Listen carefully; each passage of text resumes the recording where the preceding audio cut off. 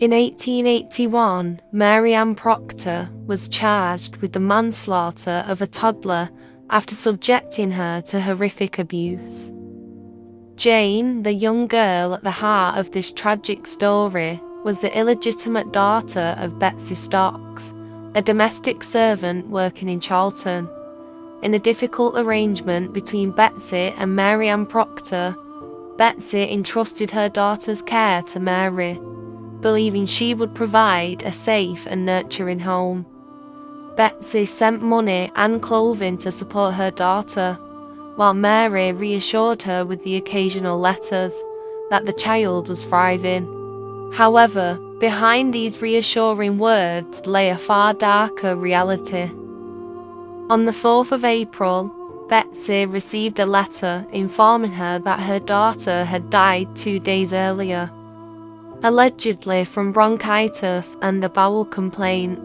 Stricken with grief, Betsy travelled to Accrington to see her daughter, but what awaited her was a scene of unimaginable horror. Jane's frail, lifeless body was covered in bruises and abrasions.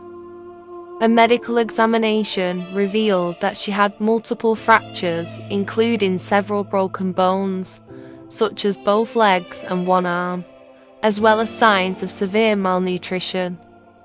The investigation into Jane's death revealed shocking truths. Neighbours testified that they had often heard Jane's cries, but when they confronted Mary, she dismissed their concerns, stating that they should mind their own business and how they would do the same with such a troublesome child.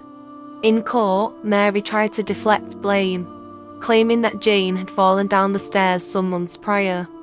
However, medical evidence showed that the injuries were the result of sustained abuse, not accidents.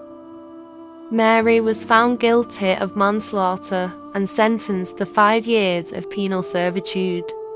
Yet just 3 years later, in 1884, she was released on licence, having served only a fraction of her sentence. She returned to her birthplace in Leeds and lived out the rest of her life, passing away in 1889. The brief 3-year sentence Mary served for the abuse and premature death of a child begs the question: was this truly justice, or a failure within the system?